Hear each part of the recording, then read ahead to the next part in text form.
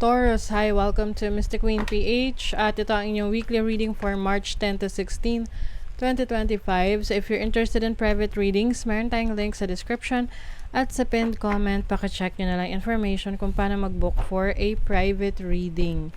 And please subscribe to our channel to show your support, like, share this video, at comment na rin kayo kung kayo'y naka-resonate. Okay, Taurus, let's see. Ano yung ganap sa inyo?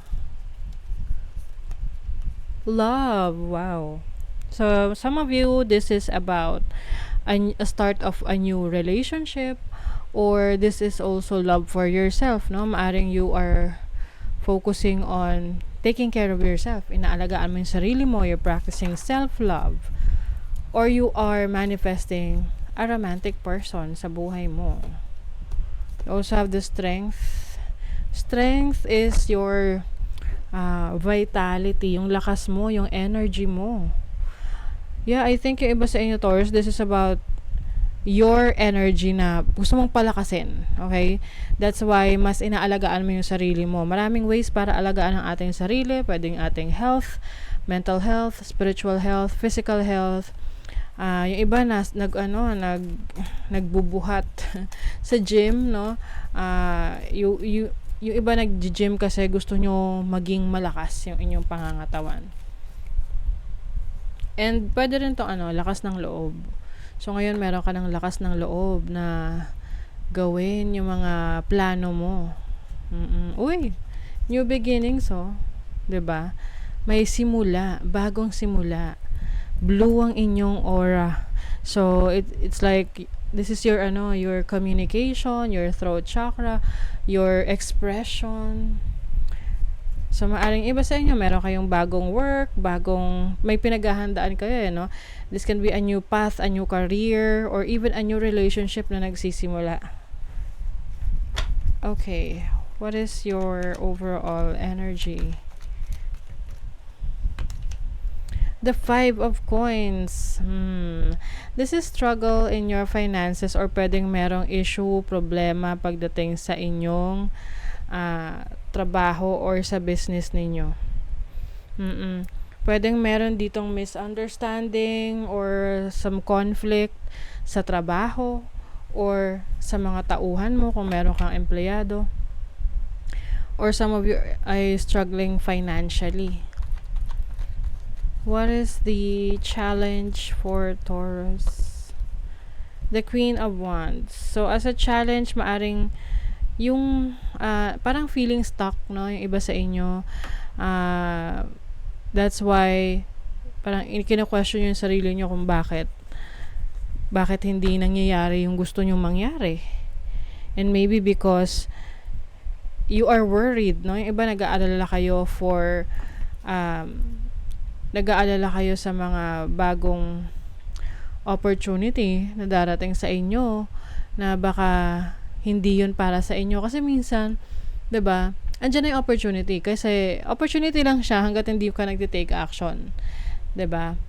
Example, merong magandang pwesto sa palengke na alam mo naman na, halimbawa ikaw gustong-gusto mong magkaroon ng business, tapos may magandang pwesto sa palengke, nakita mo. So, opportunity na yon sa'yo na mag-start ng negosyo. Pero if you will not take action, pwedeng mawala sa'yo yung opportunity na yon, 'di ba? So, it's time to take action, Taurus, sa mga ideas ninyo, kasi it will lead you to new opportunities, new beginnings. Your opportunity, the 4 of Swords, this is about healing, having a break, taking a rest.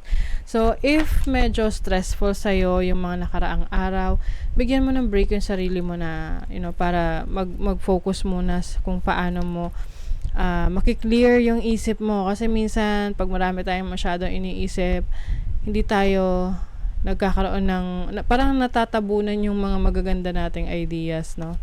So, your blessing is the 6 of Coins. Wow.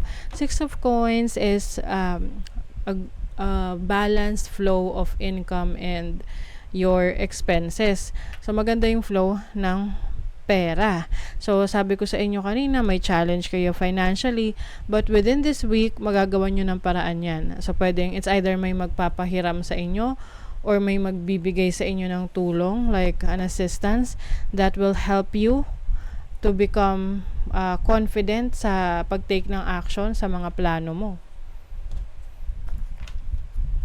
Yung iba, pwedeng meron kayong marireceive na unexpected money. Crossroads. So, meron kayong major decision. Sabi rito, follow your dreams. Ooh, you have the sun. The sun is about clarity, brightness. This is also good luck. Oo. So, very rin to ha. Positibo yung pananaw nyo. Oh, I think itong blessing na to na ibibigay sa inyo, parang siya yung magiging sign mo, senyales na subukan mo na, gawin mo na. And I think yan yung magpapalakas ng loob nyo. Oo, na makapag-desisyon. You are also learning, you are researching, you are gathering information. Marami kang natutuklasan sa sarili mo, or nalalaman na magiging very helpful para sa career mo, sa business mo, or sa mga plans mo sa buhay. Money, career, finances, energy. You have the 6 of Wands. Wow. So, 6 of Wands is tagumpay. Magiging matagumpay ka sa decision mo pagdating sa pera, pagdating sa business, sa trabaho mo. You also have judgment.